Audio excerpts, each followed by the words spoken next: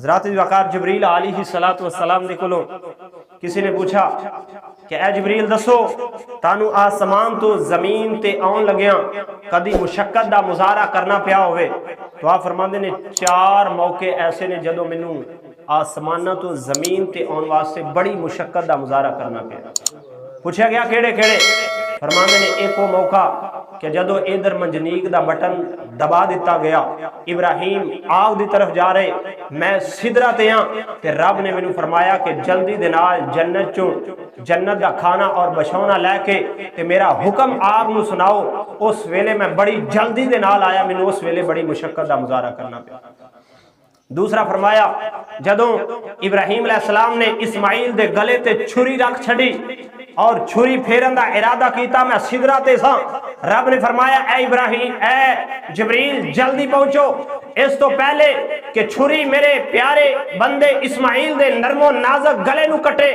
جلدی دے نال جا کے چھری دی سیڈ بدلو۔ آپ فرماندے نے میں اس ویلے جدو آسمانہ تو زمین تے آیا اس ویلے مینوں مشقت دا مظاہرہ کرنا پیا کہ بڑی تیزی دے نال آ کے میں چھری دی سائیڈ تبدیل کر چھڑی۔ تیسرا موقع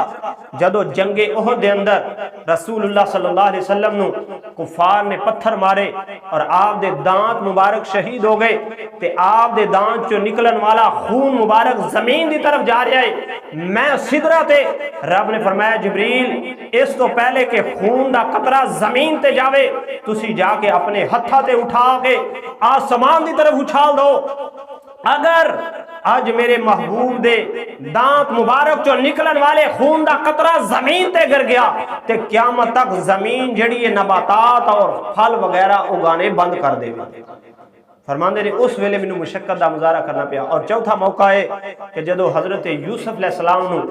بائیاں نے کنویں دے اندر ڈال کے اوپروں رسی کٹی، میں اس ویلے سدرہ تے ساں، رب نے فرمایا جلدی دے نال میرے بندے دی مدد واسطے پہنچو۔ جبریل فرماندے نے میں حضرت یوسف علیہ السلام دے پانی دی تہہ تک پہنچو تو پہلے کنویں دے اندر پہنچ گیا اور آپ نے ایک پتھر دے اوتے بٹھا چھڑا۔ حضرات وقار اے اللہ تبارک و تعالی دے پیارے جبریل دی شان ہے کہ سکنٹاں دے اندر آسمانہ تو زمین تے اور زمین تو آسمانہ تے جبریل تے ہوئے جڑا تواڈے تے میرے نبی دا بھی غلام ہے، جبریل تے ہوئے جڑا ابراہیم دا بھی غلام ہے، جبریل تے ہوئے جڑا آدم تو لے کے تواڈے تے میرے کریم نبی تک آن والے ہر نبی تے وہی لے کے آن والا اور ہر نبی دا غلام ہے۔ غور کرو اگر غلام جبریل دی یہ طاقت ہے پھر نبیاں دی کی طاقت ہوئے گی؟ اگر نبیاں دی طاقت دا کوئی اندازہ نہیں کر سکتا تو پھر نبیاں دے امام محمد رسول اللہ دی طاقت دا اندازہ کر۔